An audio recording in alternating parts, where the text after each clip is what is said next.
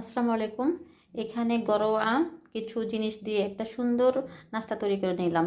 এখানে মূলত 3টি দেশি ডিম মুরগি দিয়েছি ভেঙে, আর সাথে দিয়েছি লিকুইড গরুর দুধ, জাল দিয়ে দুধটা ঠান্ডা করে এখানে দিয়েছি। সাথে দিয়েছি চিনি, লবণ, আর দিয়েছি কিছু চালের গুঁড়া। এভাবে একদম সুন্দর করে মেখে একদম মিহি করে এরকম হালকা তোল দিলাম ফ্রাই প্যানে এরকম তোল দিয়ে, তোলটা যখন গরম হয়ে আসবে, তোল অতটা বেশি হলো তোলটা থেকে যাবে পরে।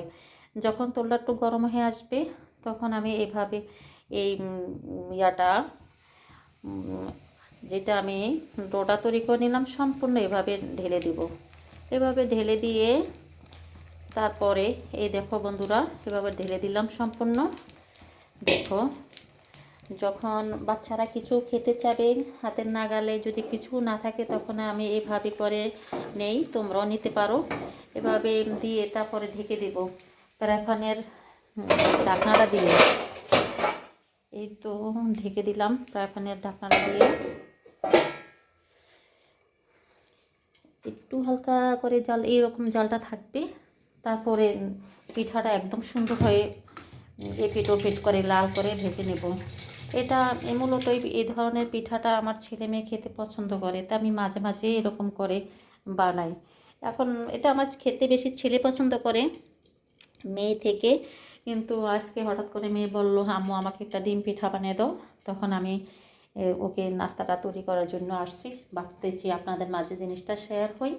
আপনাদের হাতের নাগালে এরকম পণ্যগুলো থাকলে অবশ্যই আপনারা তৈরি করতে পারবেন বাচ্চাদের জন্য ছটফট নাস্তা। আসলে বাহিরের নাস্তাগুলো আমি আমার মেয়ে ছেলেকে খুবই কম খাওয়াই। আমার যদি একটু কষ্ট হয় তারপরও আমি ঘরোয়া সব সময় তৈরি করা নাস্তা এগুলা খাওয়াতে পছন্দ করি।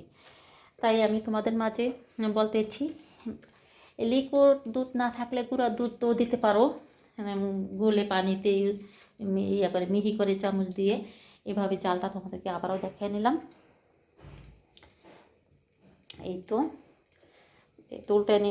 এখন আমি এই পিঠাটাকে আমি উল্টে নেব।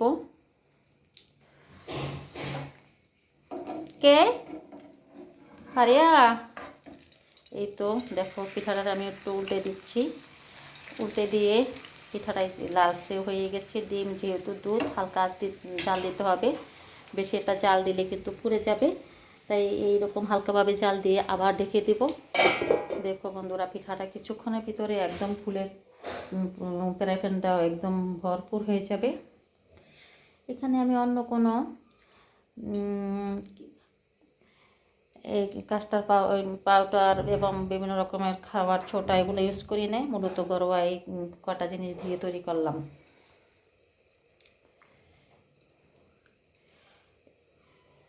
এই তো খুব সুন্দর, খেতেও কিন্তু দারুণ মজা।